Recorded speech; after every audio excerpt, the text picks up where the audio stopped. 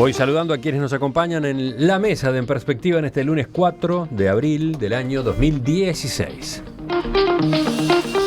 Oenir Sartú, buen día. Buen día. Gabriel Mazarovich, ¿cómo te va? Muy buenos días. Heber Gato, que vuelve como nuestro invitado. ¿Qué tal, Heber? ¿Qué tal? ¿Cómo están? Y Gonzalo Baroni, que ha saludado porque ya está llegando. Empezamos nuestro menú de hoy mirando al mundo con esta bomba informativa que estalló en el día de ayer.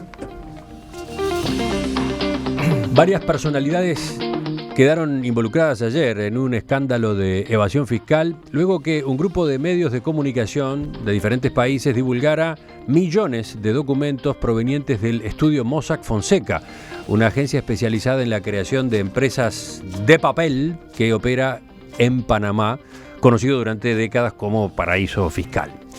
El análisis de los documentos filtrados, 46 veces más que en el caso Wikileaks, muestra que al menos 72 jefes de Estado están conectados a empresas basadas en aquel país centroamericano. Entre ellos, el presidente ruso Vladimir Putin, su par argentino Mauricio Macri y el mandatario mexicano Enrique Peña Nieto. También quedó involucrada la estrella del Barcelona, Lionel Messi, que enfrenta en España a su vez una causa por evasión fiscal. La revelación tuvo también una repercusión local, ya que entre los documentos filtrados aparece mencionado el estudio del presidente de Peñarol, Juan Pedro Damiani, que, según lo que se informó, intervino en la creación y administración de empresas offshore en Panamá vinculadas a Eugenio Figueredo, procesado por estafa y lavado de activos en el escándalo de corrupción de la FIFA. En su caso, se advierte que debió haber informado de esa vinculación al Comité de Ética de la FIFA que él integra y que, entre otras cosas, ha investigado la gestión de Figueredo como vicepresidente de esa organización que dirige el fútbol mundial. Bueno, ¿cómo les ha ido? ¿Hicieron un curso acelerado en Panama Papers? Yo, sí, primero destacar que finalmente las cosas se terminan por conocer, aunque creo que esto es una pequeñísima parte de lo que se mueve en especulación financiera y lavado de dinero en el mundo. Creo que hay que, también en esto hablábamos el otro día, Emiliano, hay que romper el totalitarismo de la anécdota, ¿no? O sea, no dejarse deslumbrar por los nombres que están involucrados y por los casos concretos que deberá probarse o no, que tienen responsabilidad, pero sino ver el mecanismo de funcionamiento de esto, que tiene un peso increíble en la economía del mundo, que mueve miles de millones de dólares y que implica cosas, algunas increíbles, ¿no? Por ejemplo, yo lo comentaba fuera de micrófono, el presidente de Islandia, en el medio de la peor crisis financiera de su país, a través de una offshore en Panamá, comprando deuda de su propio país, ¿no? El primer ministro. Primer ministro. Bueno, se da como un hecho que renunciaría.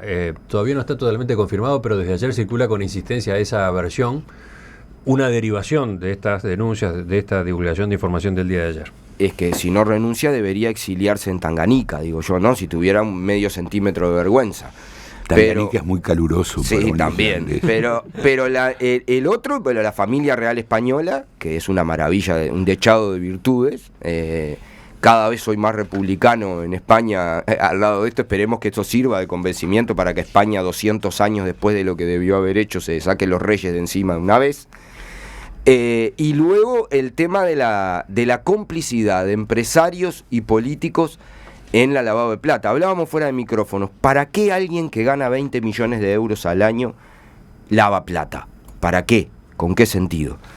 Y bueno, ese es el caso de Messi, pero sin embargo hay otros que ganan muchísimo más, ¿no? En este término. Entonces a mí me parece, como primera reflexión, ver el mecanismo de funcionamiento de este sistema. Cómo funciona, cómo es que se generan ganancias y retroalimentación y ganancias ampliadas que llevan a estos mecanismos de una oscuridad total. Mencionaste al pasar la corona española, simplemente para que el oyente entienda alguna de las pinceladas de todo esto. Quien aparece mencionada es la infanta Pilar de Borbón, hermana del rey Juan Carlos, o del ex rey Juan Carlos, como ustedes prefieran, tía del actual rey, Felipe VI.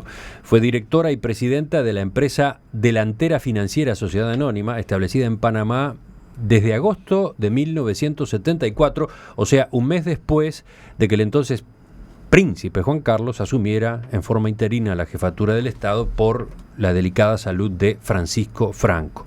Esa compañía fue disuelta, según los documentos filtrados, solo 5 días después de que Felipe VI fuera proclamado rey de España hace muy poco, en el año 2014.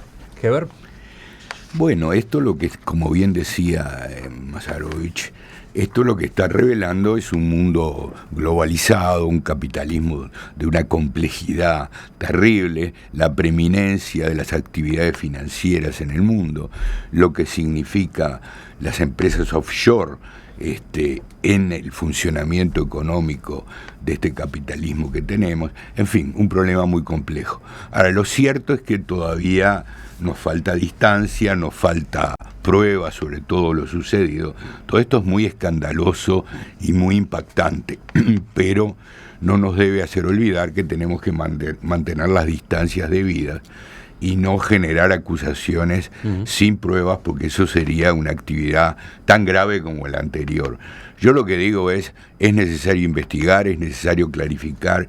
En el mundo y en las Naciones Unidas hay una actividad cada vez más importante para tratar de poner coto a este tipo de actividades, a este tipo de cuestiones, pero por el momento, más allá de lo que supone las implicaciones políticas de todo esto, el hecho de que se hable de que hay más de 20 o 20 y pico de jefes de Estado y de presidentes implicados, tenemos que tener una particular cautela sobre todo esto. El hecho de que en el Uruguay, por ejemplo, se vendieran sociedades panameñas es una cosa que desde que yo me recibí de abogado hace más de 30 años era una actividad muy común y a nadie se le ocurría que eso pudiera. Yo nunca vendí una sociedad panameña, pero quiero decir, era muy común entre los abogados y a nadie se le ocurría que eso pudiera ser una actividad penalmente delictiva, ¿verdad? De tal modo que el hecho de que... Justamente por ese motivo es que Uruguay termina apareciendo en estos documentos en varias ocasiones. Uruguay es uno de los 10 países con más intermediarios, es decir, bancos o estudios de abogados que se contactan con aquel estudio panameño, Mossack Fonseca, para la creación de sociedades offshore para sus clientes. Claro, porque Hong Kong y Estados Unidos son los países donde más intermediarios operan, 2.200. Uruguay es el 10º con 298 intermediarios. Claro, porque el mecanismo era que estudios jurídicos o estudios contables le daban a sus clientes sociedades financieras offshore y se comunicaban con alguna de las centrales que fabricaban este tipo de sociedades.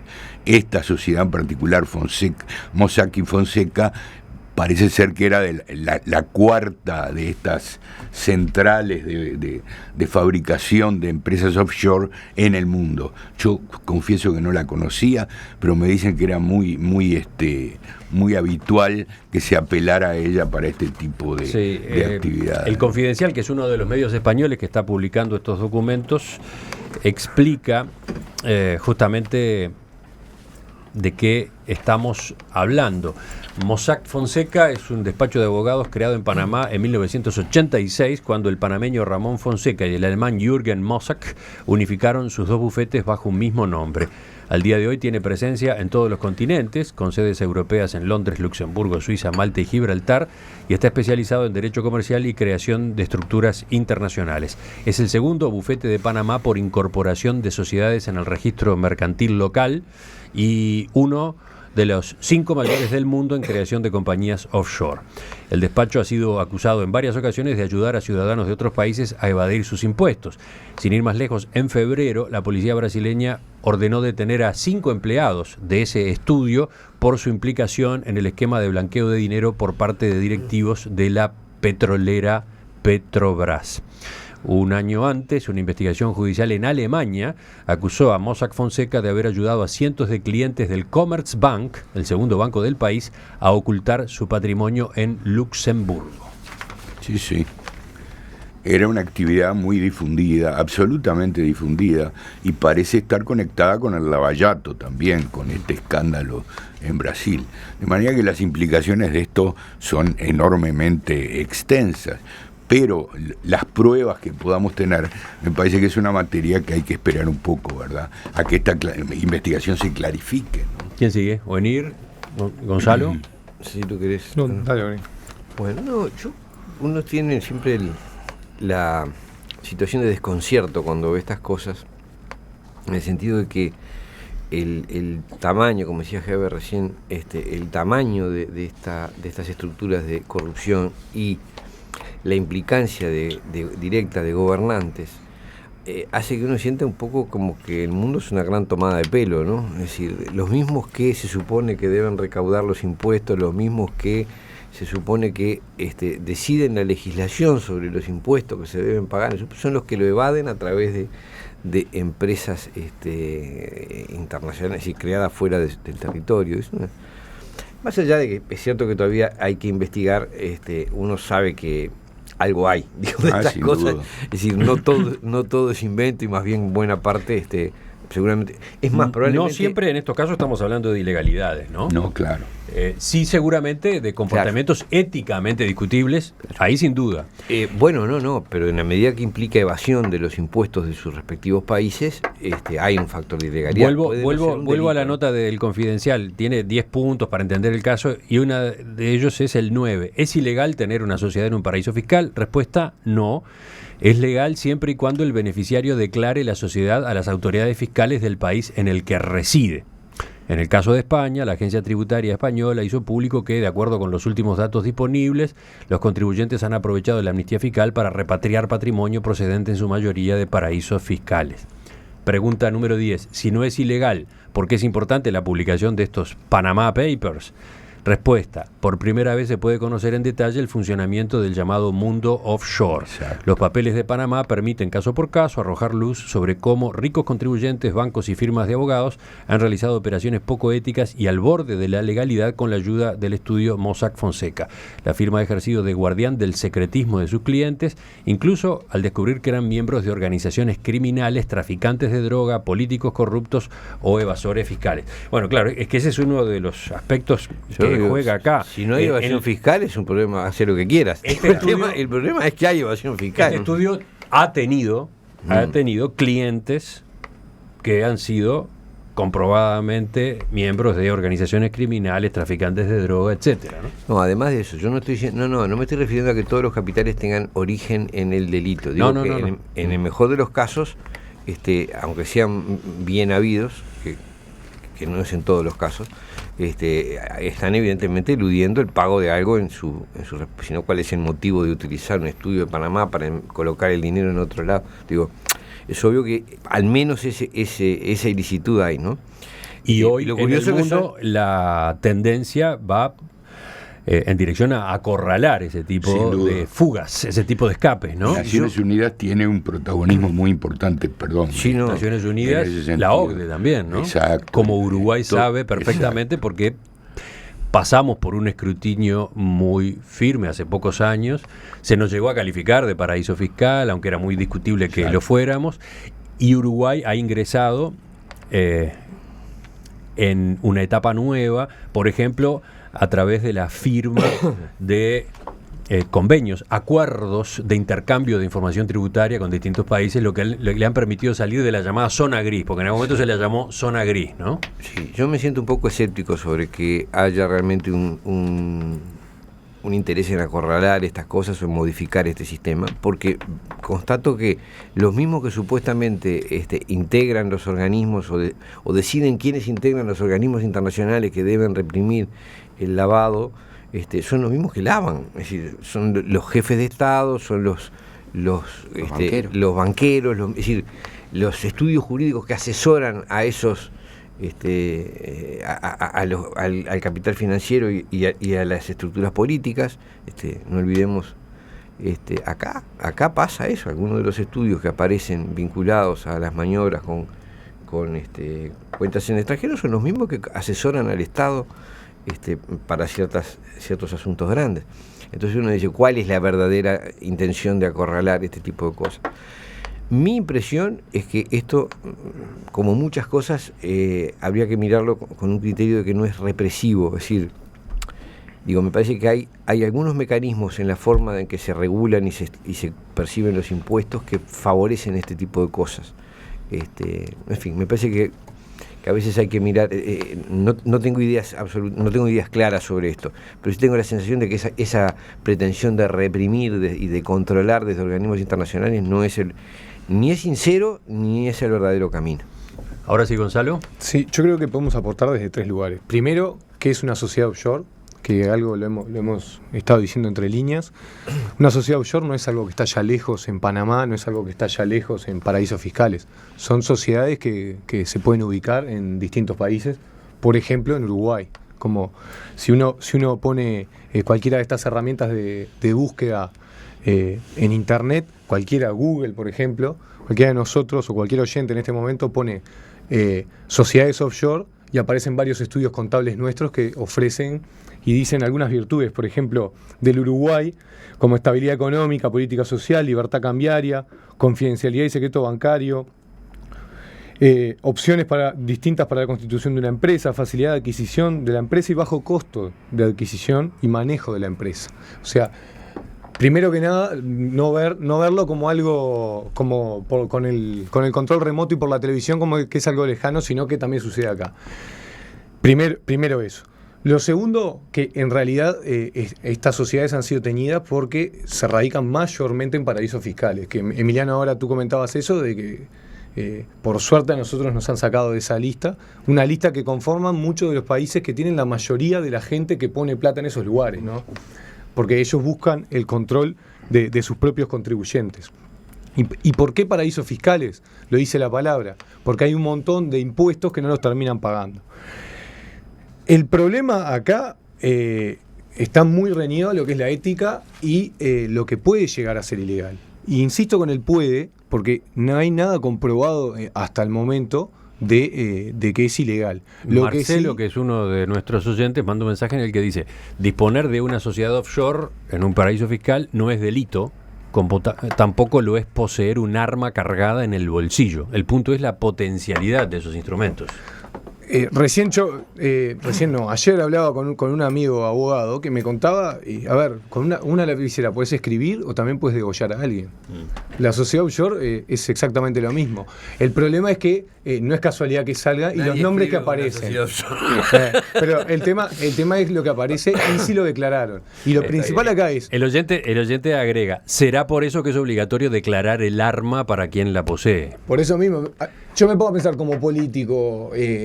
si tengo una sociedad offshore, ¿la declaro? Primero, no la tendría. Y segundo, si la tengo, la declaro y dejo bien en claro para qué es. Entonces me parece que esto hay un tema de que está reñido. No precisás la sociedad offshore. Bueno, por eso, como reñido a la ética y la moral. Y lo último, el tema mediático, ¿no? Que esto es un trabajo de miles de documentos que, por lo que estuve leyendo... Millones.